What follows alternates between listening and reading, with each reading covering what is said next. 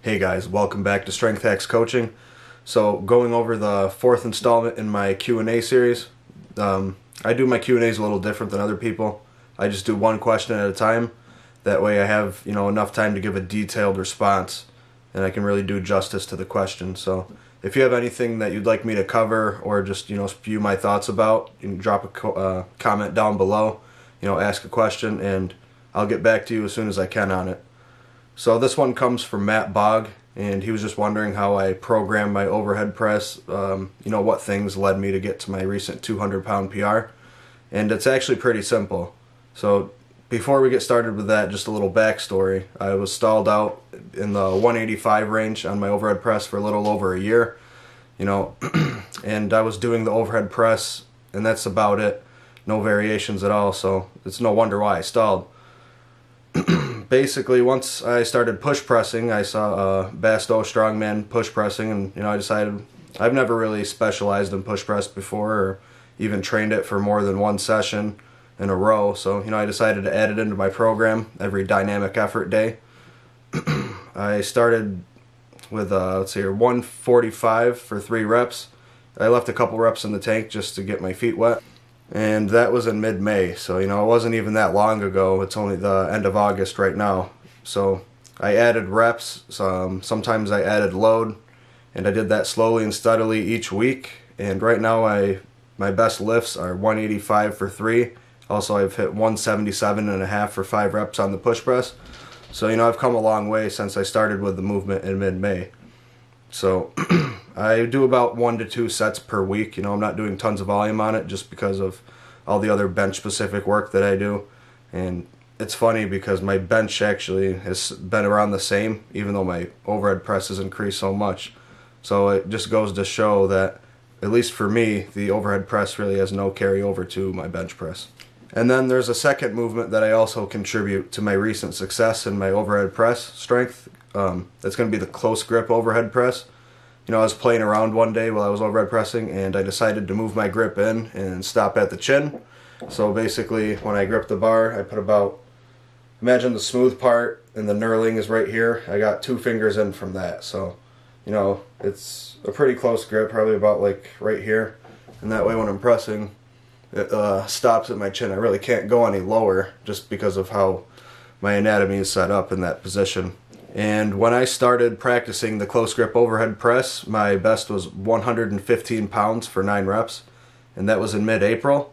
And currently my best lift on that is 135 pounds for 8 reps, so basically that's a 20-pound PR in only 4 months' time.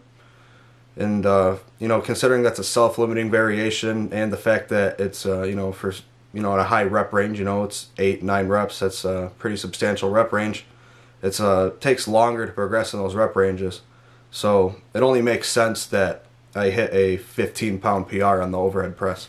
Alright, so I'm just going to move out of the way and let this get focused. You can take a picture right here if you want, and if not, just stay tuned because I am going to explain everything that is written up there.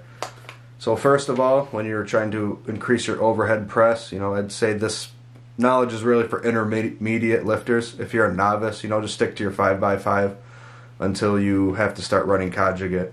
Then you can worry about stuff like this. So first of all, add in a overloading overhead press variation such as the push press, reverse band overhead press, or overhead press with chains, and start with any weight that is suitable for 3 to 6 reps. You want to do between 2 to 4 sets of that weekly, and you want to make sure you're staying at an RPE 7. You want to start with a nice conservative load, that way you give yourself some room to grow. And then each week you're going to want to add load. For some lifters, they're only going to be able to handle 2.5 pounds. Other people, that have bigger frames, they can get away with 10-pound weight increases every week. And you're going to want to do this until you hit a RPE 9 in that 3 to 6 rep range.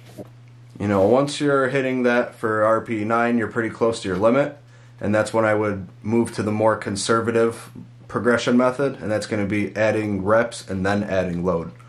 So I have an example written down here. So basically you just add 1 rep per week, sometimes 2 reps if you're feeling really strong that day. And you start with 185 for 3 on week 1. Say week 2 you come in 185 for 4. Then week 3, you're feeling really good. You hit 185 for 6. Then on week 4, I would add load, say 190, and I would start back at 3 reps, and I would just rinse and repeat until I have a beastly push press. Alright, here's your chance to screenshot the second portion of this summary. Basically, if you also want to do something else to increase your overhead strength, you can try adding in a self-limiting overhead press variation. Something that makes the movement harder so you get more out of less weight, or just something that has a higher stimulus to fatigue ratio. When you do this, it just allows you to get in more volume without beating yourself down, which leads to more muscle growth since you can actually recover from the higher volumes you're doing. So I say start with 2 to 4 sets of 8 to 12 reps at RPE 8.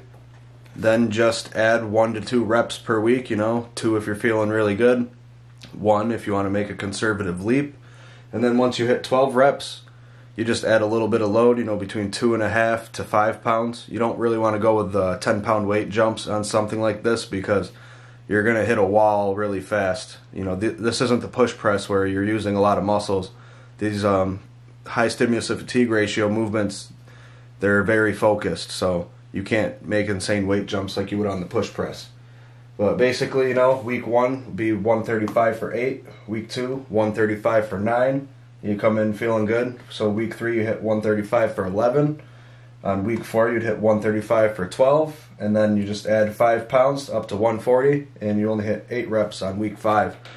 So the programming's pretty simple, but it is very effective as long as you're consistent and you like to get better every time you set foot in the gym. And that wraps up how I increased my overhead press from 185 to 200 pounds. It was pretty simple, a nice simple progression. If you can make little steady steps over time, your programming is going to be consistent and reliable. You're not going to be getting injured nearly as often as somebody that's pushing their limits all the time. As they say, slow and steady wins the race. I'm going to keep that as my motto and keep preaching that as long as I'm on here, because you can get flashy results, but at what expense? That's the message I'm trying to prove. So I hope you found this video informative. Please give the video a like and drop a comment down below with whatever you'd like to see me cover in my next Q&A. And I'll see you then. Thank you.